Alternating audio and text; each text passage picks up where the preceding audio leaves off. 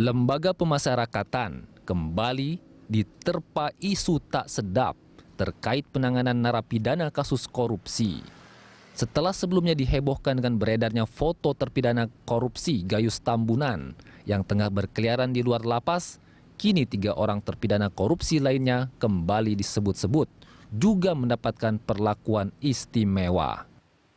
Laporan investigasi majalah Tempo menyebutkan ada 3 orang terpidana korupsi yang belakangan diketahui tengah berkeliaran di luar lapas. Mereka yakni mantan wali kota Palembang Romi Herton yang kedapatan mengunjungi sebuah rumah di Jalan Kuningan Raya nomor 101 Kelurahan Antapani Tengah, sekitar 4,5 km dari Sukamiskin pada 29 Desember 2016. Di rumah tersebut dikabarkan tinggal istri muda Romi. Sementara, terpidana kasus korupsi pengadaan alat sistem komunikasi radio terpadu atau SKRT, Anggoro Wijoyo, juga dilaporkan berkunjung 4 kali ke apartemen Gateway yang berjarak 3,5 km dari Sukamiskin.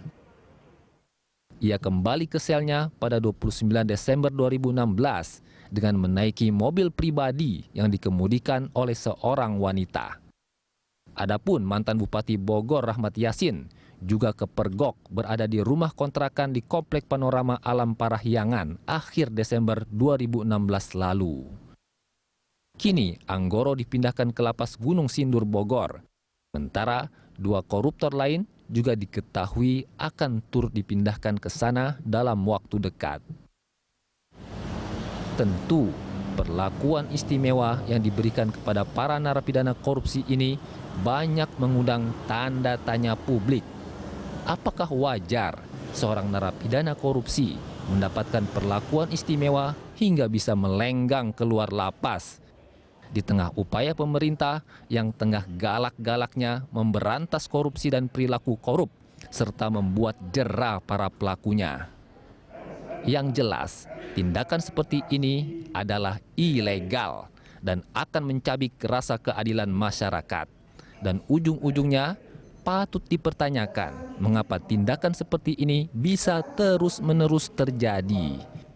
Tidak mampukah sistem pengamanan dan pengawasan yang ada di lapas untuk mencegah terjadi hal ini? Ada apa dengan para aparatur pengelola lapas sehingga membiarkan tindakan ini?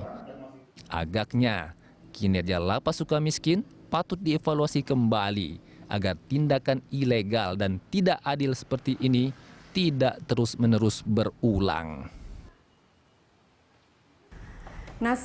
Napi koruptor bisa pelesiran, inilah tema dialog kita pagi ini, dan untuk mengupasnya kini telah hadir di studio pengamat Lembaga Pemasyarakatan yang juga Direktur dari Center for Detention Studies, Ali Aranoval. Selamat pagi, Mas Ari, apa kabar? Baik.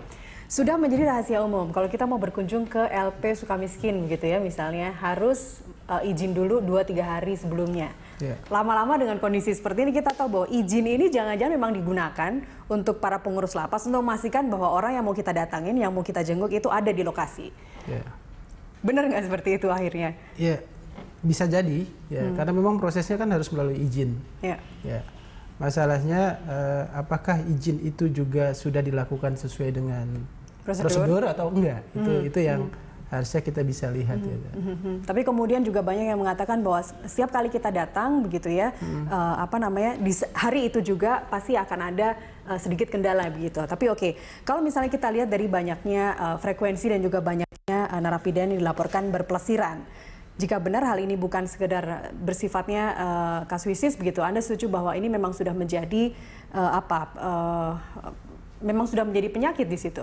Ya, saya juga harus melihat dulu bahwa kategori pelesiran ini seperti apa.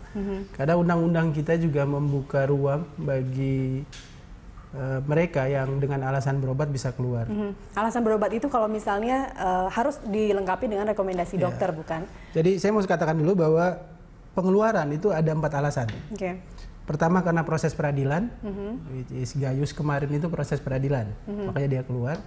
Kemudian pemindahan, kemudian karena asimilasi, ada program pembinaan dia harus keluar, dan karena ada alasan penting. Nah, alasan penting ini ada beberapa juga, ada 4. Pertama, karena alasan sakit, dirinya sendiri yang sakit, yang kedua keluarganya karena ada yang sakit keras, yang ketiga dia akan jadi wali nikah apabila anaknya menikah, dan yang keempat masalah waris. Nah, keluarga itu bisa dikategorikan keluarga dekat saja. iya, hanya untuk Romy yang- Herton misalnya kan habis jenguk istrinya yang sakit di rumah sakit. Nah, itu bisa. Bisa. Jadi undang-undang peraturan membuka ruang itu. Oke. Nah, jadi sehingga banyak orang kemudian memanfaatkan regulasi itu untuk bisa keluar dari dalam lapas. Nah, jadi yang kita akan lihat apakah benar keluarnya itu karena alasan yang dituju atau hanya karena proses yang tidak betul. Ini sepenuhnya domainnya siapa? Kepala lapas. Ya, Untuk memberikan izin atau tidak? semuanya ada di Kalapas dan mereka sendiri sebenarnya sudah punya protap bahwa misalnya sakit, ya kita ambillah kasus sakit gitu. Sakit pertama yang sakit akan mengajukan pemeriksaan oleh dokter. Oke. Dokter lapas, dokter ini adalah dokter yang ditunjuk oleh menteri. Jadi dokter itu di dalam PP 27/1983 tentang Undang-Undang Pelaksana Pidana itu sudah menyatakan bahwa dokter yang ada di lapas atau rutan itu adalah dokter yang ditunjuk menteri. Nah, dokter ini kemudian memeriksa. Nah, dia memeriksa ini juga ada dasar hukumnya, itu PP 32 bahwa setiap narapidana berhak mendapatkan pelayanan kesehatan. Nah, ketika mereka mendapatkan pelayanan kesehatan, mereka diperiksa oleh dokter yang tadi. Nah, ketika diperiksa, dokternya itu harus pertama membuat diagnosa yang benar. Gitu. Apabila dibutuhkan perawatan di luar lapas, maka dia akan merekomendasikan kepada Kalapas.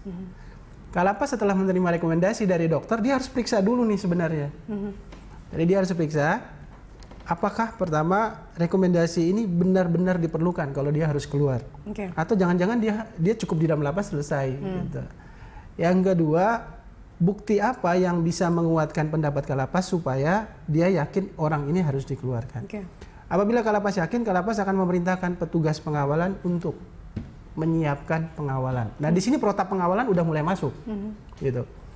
Nah, di protap pengawalan ini sudah berpindah ya ke petugas pengawalan apabila diperbolehkan keluar oleh Kalapas dengan melihat bukti-bukti tadi. Berapa SOP petugas pengawalan setiap kali seorang napi ini diperbolehkan keluar? Nah, kalau mereka yang standar minimumnya ya itu satu-satu. Tapi kalau mereka yang dikategorikan khusus kayak teroris gitu, itu bisa sampai 1,5. Nah, rata-rata yang saya lihat di kasus-kasus korupsi ini kalau nggak 1,1 ya 1,2 gitu. Di petugas pengawalan ini mereka sendiri di protap ada bahwa pertama mereka harus memastikan ya mereka tidak meninggalkan napi yang bersangkutan yang dikawal. Ya. Yang kedua memastikan tidak ada gangguan dari pihak lain yang kemudian menghambat untuk mencapai tujuan. Yang ketiga mengikuti terus kemanapun narapidana tersebut pergi. Dalam kasus 3 narapidana yang tadi kita lihat gambarnya ada Pak Romy Herton, juga ada mantan Bupati Bogor, kemudian Anggoro. Mereka apakah Anda juga melihat pengawalan ada di sana 1-1 ataupun 1-2? Saya nggak melihat persis ya. Kita juga belum tahu kan sebenarnya rekomendasi pengawalannya seperti apa ya. Tapi harusnya memang mereka dikawal kalau sudah sepengetahuan Kalapas dan sudah tes izin. Harusnya perintah Kalapas itu sudah ada pengawalan. Tapi apabila tidak ada pengawalan maka sudah terjadi maladministrasi di sini dan itu memang harus diperiksa. Ya, harus diperiksa. Jadi saya melihat aktor-aktornya itu kalau dia sakit itu dokternya harus diperiksa. Kalapasnya harus dilihat kembali apakah dia mengikuti protap itu apa tidak. Yang ketiga petugas pengawalnya. Nah, yang menarik ada surat edaran Dirjen Pemasyarakatan tahun 2005 bahwa untuk alasan penting yang tadi saya sampaikan itu harus sepengetahuan Direktorat Jenderal Pemasyarakatan. Jadi harus dilaporkan dulu ke pusat ya. Ke pusat dulu. Jadi tidak lagi semata tanggung jawab Kalapas. Gitu. Nah, ini yang harus ada isu yang berkembang bahwa ini yang mengaku adalah dari mantan napi dan juga napi yang sekarang masih ada di LP Sukamiskin. Untuk pengurusan izin keluar 5 sampai 10 juta. Itu diberikan kepada pemuka napi, kemudian dibagikan ke sipir dan juga ke pejabat lapas akhirnya. Dan ini memang isu yang sudah berkembang sejak lama begitu, sebelum Kalapas yang sekarang diganti begitu. Kita lanjutkan dialog kita, Mas Ali, usai jeda. Kami akan kembali sesaat lagi, tetaplah bersama kami di Jurnal Pagi.